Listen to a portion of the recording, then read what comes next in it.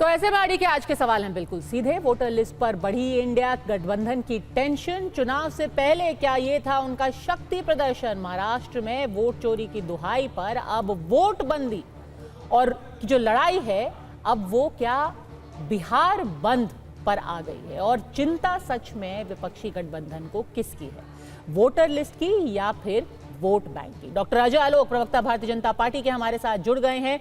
अनुज कुमार तरुण प्रवक्ता आरजेडी के हमारे साथ है और साधना भारती प्रवक्ता कांग्रेस की हमारे साथ है। थोड़ी सी देर में नेता जेडीयू सत्यप्रकाश मिश्रा भी हमारे साथ जुड़ जाएंगे और डॉक्टर मोहम्मद अमीन पूर्व joint director election commission of India के हैं। लेकिन डॉक्टर अजय आलोक, आपको इसका पूरा श्रेय मिलना चाहिए। आज पूरा इंडिया गठबंधन जो आप कह रहे थे कि अपनी आखिरी सांसें गिन रहा है, उसको आपने पूरी तरीके से एकजुट कर दिया। वो साथ में आ गए।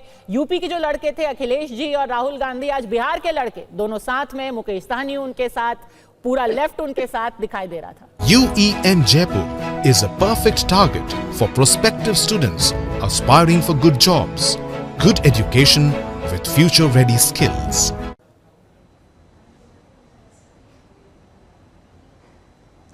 देखिए, ऐसा है कि ये साथ में कब नहीं थे, साथ में तो हमेशा आ जाते हैं और जब सवाल भाईजानों का आता है तो और कूद कूद के आ जाते हैं। वैसे राहुल गांधी पे पद्मजा जी, मुझे एक गाना याद आ रहा है, बड़ा हिट गाना था। वो तो है अलबेला हजारों में अकेला, सदा तुमने ऐब देखा गुण तो न देखा। तो गुण तो आज तक देश खोज रहा है राहुल गांधी के। आज बिहार में बोल रहे थे महाराष्ट्र में वोट की चोरी हुई। मात्र 10 दिन पहले मुंबई हाई कोर्ट ने इतना जोरदार तमाचा मारा था कांग्रेस पार्टी को, फाइन तक जमा करवाया, कहा कि भाई आप समय बर्बाद करते हैं वोट का। उसके बावजूद भी आज बिहार में आके फिर महाराष्ट्र का गाना, तो ये गाना फिट बैठता है ना। वो तो है अलबेला हजारों में अकेला, अकेला है राहुल गांधी हजारों में। ऐसा चीज लेके आते हैं ना कि आपके दिमाग की बत्ती गुल हो जाएगी, ऑन नहीं होगा, गुल हो जाएगी कि भाई ये कहां से आया। गरीबों के अधिकार छीने जा रहे हैं, ये क्या, कौन से अधिकार? संविधान खटाखट, आज भी हाथ में संविधान था, तो भाई उसी संविधान ने चुनाव आयोग को यह अधिकार दिया है ना कि वो मतदाता लिस्ट में पुनर्निरीक्षण और स्क्रूटनी कर सकता है। तो फिर चुनाव आयोग क्यों ना करे? अब कहते हैं ये टाइमिंग, ये टाइमिंग, ये टाइमिंग। चुनाव आयोग ने क्या सिर्फ बिहार के लिए किया है पुनर्निरीक्षण? पूरे देश के लिए यह हुआ है। शुरुआत बिहार से हो रही है क्योंकि बिहार में इम्पेंडिंग चुनाव है। लेकिन जैसे इसकी घोषणा हुई थी, बंगाल से आवाज आई थी खटाखट कि बिहार तो बहाना है, बंगाल निशाना है, बंगाल से वोटरों को हटाना चाहते हैं। पहले ही मान गए थे वोटरों को हटाना चाहते हैं। आज एक प्रश्न है, सिर्फ एक मौजूद प्रश्न है, वोटर लिस्ट में जो मर गए उनका नाम कटेगा भी, जो 18 साल के होंगे उनका जुड़ेगा भी, सब कुछ होगा। ठीक है। अवैध वोटर जितने हैं, घुसपैठिए वोटर जितने हैं, उनका नाम कटना चाहिए या नहीं? क्या ये सारा प्रदर्शन इस देश में बांग्लादेशी और रोहिंग्याओं को बसाने के लिए है? जवाब नहीं है। बहुत जरूरी बात है। और दूसरी बात, आधार आधार आधार ये लोग चिल्लाते रहते हैं। किशनगंज जिले में आबादी से 108% ज्यादा आधार है, अररिया में 102%। ये आंकड़े हैं, सरकार के आंकड़े हैं। अररिया में 102%, किशनगंज में 108%, पूर्णिया में 104%। कौन है भाई? कैसे आधार बन जा रहे हैं इनके? अब इस पे भी कहिएगा 20 साल से आपकी सरकार है, तो अब तो हम करेक्शन करने जा रहे हैं ना। अब हम ही करेंगे, सरकार ही करेगी। चुनाव आयोग तो सिर्फ वोटर लिस्ट वेरिफिकेशन कर रहा है। आप सोचिए कि एक सप्ताह में, सत्यप्रकाश जी हैं बताएंगे, किशनगंज जिले में एक सप्ताह में 14 लाख डोमिसाइल सर्टिफिकेट बनाने के आवेदन आए। क्यों आ गए? इतना दिन से सोए हुए थे क्या? बिना डोमिसाइल सर्टिफिकेट बना के ही रह रहे थे घर में? नहीं, ये वो लोग हैं जो गलती से अपना नाम वोटर लिस्ट और आधार कार्ड पा चुके हैं।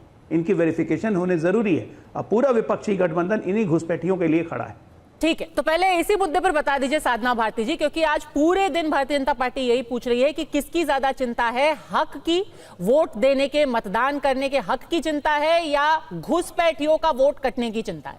साधना भारती जी, सबसे पहले तो मैं ये कहूंगी आदरणीय पद्मना जी कि अजय आलोक जी ये भाईजान कह रहे थे अभी, तो इन्हें भाईजानों का वोट नहीं चाहिए क्या बिहार में? ये आज क्लियर करके जाएं कि भाईजानों का वोट चाहिए कि नहीं चाहिए।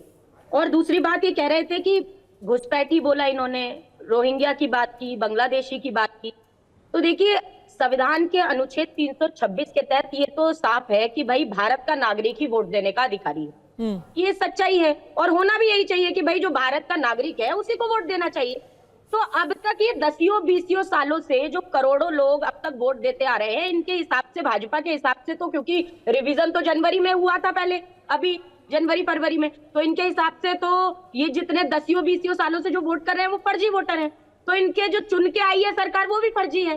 तो पहले तो सबसे पहले फर्जी सरकार निरस्त हो, बिहार की भी निरस्त हो, केंद्र की भी निरस्त हो, मोदी जी इस्तीफा दे दे और उसके बाद एक नया सर्वेक्षण कीजिए और नागरिकता के कार्ड सबको बांटिए, उसके आधार पर आप वोटर आईडी कार्ड बनवाइए और उसके बाद देश भर में बिहार सहित आप चुनाव दोबारा करा लीजिए। तब अच्छी बात रहेगी, तब समझ में आएगा कि आप बड़े बांग्लादेशी और रोहिंग्या और सबसे बड़ा आपको दिक्कत है, परेशानी है। राशन कार्ड को आपने बाहर कर दिया। आप कह रहे हैं जी आधार हम नहीं कर रहे आधार आलोक जी। अरे आदरणीय अजय आलोक जी, आधार भारत सरकार करती आई है। आधार मेरी पहचान किसने कहा? भारत सरकार ने कहा। आधार को पैन कार्ड से लिंक कराइए, आधार को गैस कनेक्शन से लिंक कराइए। कौन कहता रहा? भारत सरकार कहती रही।